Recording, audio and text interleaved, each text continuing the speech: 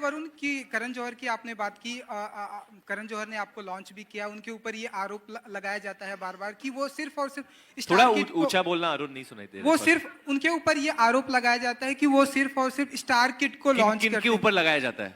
Star kids, star kids लगाते हैं उनके करण आरोप? जौहर, करण जौहर। अरे पर कौन लगाता है आरोप? खुल के बोल। ओके, कंगना रनावत ने हाल ही में कहा कि तू तो सवाल पूछ रहा है, जवाब मुझे देना है ना। तू तो पूछ। कंगना रनावत ने हाल ही में कहा कि करण जौहर सिर्फ और सिर्फ स्टार किड को लॉन्च करते हैं, तो आप क्या मानते हैं? आपने उनके साथ में काम भी किया है। उन्होंने अब तक किस किस को लॉन्च किया है? सिर्फ स्टार किड्स ही है ना? हाँ। तो वो आरोप थोड़ी है, वो तो सच है। उन्होंने सच बात बोली, बट करण ने बहुत सारे डायरेक्टर्स को भी लॉन्च किया है, जो जैसे शशांक खेतान, जो मेरे बहुत ही क्लोज मित्र है। He is from Nashik. उनका कोई लेना देना नहीं था फिल्म इंडस्ट्री से। He was just a boy who came with a dream. उन्होंने स्क्रिप्ट दी, करण को पसंद आई, and Karan said I believe in this boy, let's do it. And उन्होंने फिल्म बनाई। बट एक बात, करण ने गिप्पी फिल्म बनाई थी। He launched a girl in that film. Right.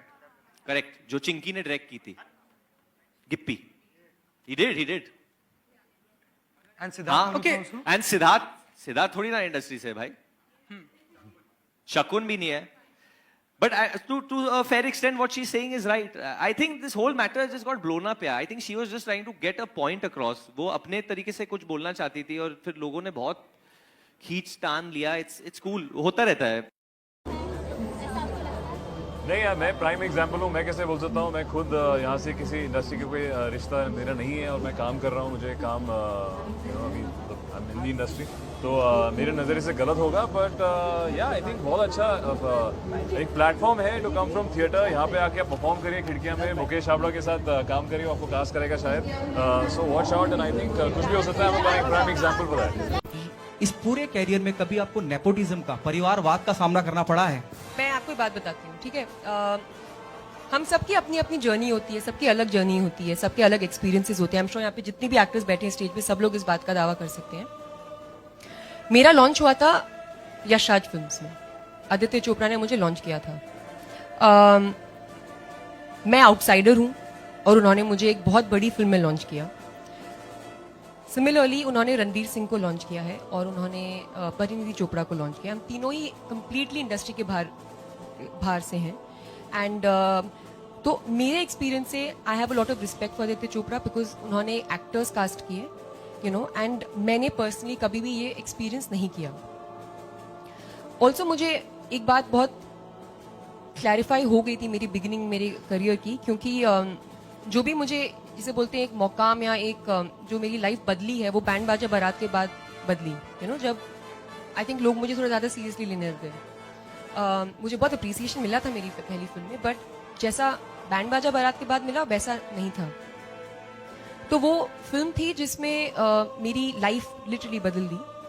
And उससे मैं एक बात समझी हूँ कि उसके बाद से एक्चुअली, कि अगर आप अच्छा कर रहे हो यहाँ पे, तो लोग आपके साथ काम करना चाहेंगे। अगर आप अच्छा नहीं कर रहे हो, तो चाहे आप कुछ भी हो, लोग आपके साथ काम नहीं करेंगे। यहाँ पे ये बिजनेस है, यहाँ पे सब लोग बहुत अपने क्या बोलते हैं, बिजनेस डिसीजंस लेते हैं। और अगर आप चाहे अगर मतलब आप मुझे बताओ, अगर कोई आउटसाइडर बहुत बड़ा स्टार है, जैसे शाहरुख खान है, तो कोई क्यों नहीं उनके साथ काम करना चाहेगा? You know, so I think ये but at the same time let me say कि सबके अलग अलग एक्सपीरियंसेस होते हैं। एंड मैं अपने एक्सपीरियंस पे कमेंट कर रही हूँ। मैं जितनी बड़ी हो रही हूँ और जितना मुझे लाइफ में समझ हो रही है, उतना मैं जान पा रही हूँ कि हर इंसान के स्ट्रगल्स और बैटल्स बहुत अलग होते हैं, और मैं बहुत कम जजमेंटल होती जा रही हूँ डे बाय डे। तो मैं कभी किसी और के एक्सपीरियंस के बारे में जजमेंट नहीं डालना चाहूँगी, बिकॉज उनके स्ट्रगल्स अपने, उनके बैटल्स अपने रहे हैं, जिनके बारे में हम लोग कुछ नहीं जानते। ठीक है, तो मैं बस अपने बारे में बात करूँगी। मैंने कभी एक्सपीरियंस नहीं किया है, और मैं आदित्य चोपड़ा को बहुत रिस्पेक्ट करती हूँ as a producer and as a human being, कि उन्होंने मुझे इतनी बड़ी फिल्म में मौका दिया और कभी भी मेरे साथ कोई भी भेदभाव नहीं किया।